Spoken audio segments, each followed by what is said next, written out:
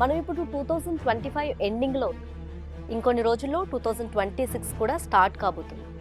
Hyderabad tech innovations లేదా digital connectivity గురించి ఇన్స్టాగ్రామ్లోనో లేదా ట్విట్టర్లోనో వచ్చే వీడియోలు చూసి వావ్ గ్రేట్ అనుకుంటున్నాం. ఇక్కడ హైదరాబాద్లో కూర్చొని జస్ట్ 3 సెకండ్లో సినిమా డౌన్లోడ్ చేస్తున్నాం. 5G స్పీడ్తో మొబైల్తోనే ప్రపంచానికి కనెక్ట్ అవుతున్నాం. కానీ హైదరాబాద్ దాటి ఒక 150 కిలోమీటర్ల లోపలికి అంటే రూరల్ తెలంగాణలోకి ఎంటర్ అయితే డిఫరెంట్ సీన్ కనిపిస్తుంది. ఒక కాస్ట్ సర్టిఫికేట్ కోసం డే అంతా మీ సేవా సెంటర్ ముందు వెయిట్ చేయాల్సిన సిచ్యువేషన్ స్టిల్ ఉంది. సండే రోజు లేదంటే ఏదైనా హాలిడే రోజు ఆన్లైన్ క్లాస్ వినాలనుకుంటే ఊర్లో ఉన్న వాటర్ ట్యాంక్నో లేదంటే ఊరి పక్కన ఉన్న గుట్ట మీదకో పోవాల్సిన పరిస్థితి ఇంకా ఉంది. షాక్ అయ్యారు కదా? మీరు నమ్మడానికి ఇష్టపడని నిజం ఇదే. ఫర్ యువర్ ఇన్ఫర్మేషన్, ఇప్పుడు తెలంగాణలో 2 ప్రపంచాలు ఉన్నాయి. ఒకటి డిజిటల్ తెలంగాణ, రెండోది డిస్కనెక్టెడ్ తెలంగాణ. ఎస్, మీరు విన్నది నిజమే, disconnected Telangana. Let's talk about this issue. I'm Tejaswi.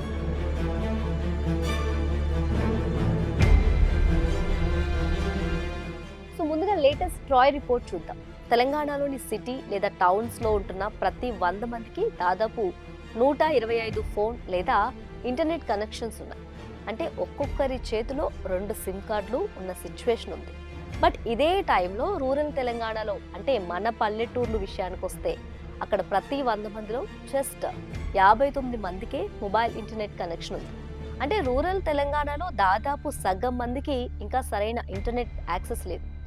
ఇంకా దారుణమైన విషయం ఏంటంటే UDISI ప్లస్ తాజా నివేదిక ప్రకారం తెలంగాణలోని ప్రభుత్వ పాఠశాలలో 91% స్కూల్స్లో కంప్యూటర్లే లేవంట.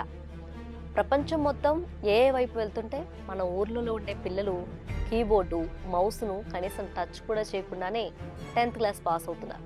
This is real digital divide. సరే, నెట్ లేకపోతే ఏమవుతుంది? యూట్యూబ్లో వీడియోలు చూడలేరు అంతే కదా అని కొంతమంది అనుకుంటూ ఉండొచ్చు. కానీ అది తప్పు. ఇంటర్నెట్ అనేది ఇప్పుడు ఎంటర్టైన్మెంట్ కాదు, అదో ఎకనామీ. ఇంకా చెప్పాలంటే ఎసెన్షియల్ కమోడిటీ. మీరు సిటీలో ఉండి గూగుల్ పే లేదా ఫోన్పే చేసినంత ఈజీగా మన పల్లెటూరులో డిజిటల్ పేమెంట్ సక్సెస్ అవ్వడం లేదు. ఇంటర్నెట్ స్లోగా ఉండి ట్రాన్సాక్షన్లు ఫెయిల్ అవుతున్నాయి. ఒకసారి అకౌంట్ నుంచి డబ్బులు కట్ అయిపోయి అవి మళ్ళీ టైంకు క్రెడిట్ అవ్వక జనాలను పరేషాన్ చేస్తున్నాయి.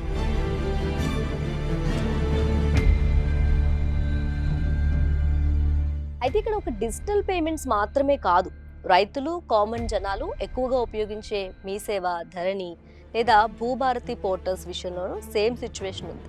భూభారతిలో రెగ్యులర్గా వచ్చే ఎర్రర్ మెసేజ్తో ఎన్నో రిజిస్ట్రేషన్లు టైంకు కావటం లేదు, ఆగిపోతున్నాయి, ఇంకో రోజుకు పోస్ట్పోన్ అవుతున్నాయి. కనెక్టివిటీ ఇష్యూతో టైంకు పాస్బుక్లు అందక ఎందరో మీ సేవా సెంటర్లకు డైలీ క్యూ కడతారు. అంతెందుకు రేషన్ షాపుల దగ్గర ఆధార్ అథెంటికేషన్ చేసే సమయంలో నెట్ సిగ్నల్ లేకపోయే అవస్థలు చాలా మందికి తెలిసే ఉంటుంది కదా. ఇప్పుడు పల్లెల్లో సర్వర్ డౌన్ అనేది కామన్ డైలాగ్గా మారిపోయింది. ఇదంతా కనెక్టివిటీ ఇష్యూతో ఫేస్ చేసే problems. Suppose total internet block అయితే పరిస్థితి ఎలా ఉంటుందో చెప్తా వినండి. మొన్న 2024లో ఆసిఫాబాద్ జిల్లా జైనూర్లో ఏదో లా అండ్ ఆర్డర్ సమస్యతో 45 రోజులు ఇంటర్నెట్ను గవర్నమెంట్ ఆపేసింది. ఆ టైంలో ఎందరో స్టూడెంట్స్ సరైన టైంకు ఎగ్జామ్స్కి అప్లై చేసుకోలేకపోయారంట.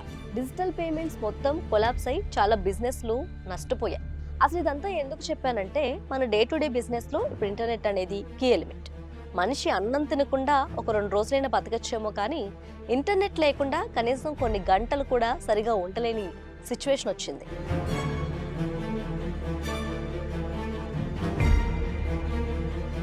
ఈ కనెక్టివిటీ ఇష్యూస్ను అడ్రస్ చేయడానికి టోటల్ తెలంగాణను డిజిటలైజ్ చేయడానికి ఇంటింటికి నెట్ ఇస్తామని ప్రభుత్వం ఎప్పుడో చెప్పింది.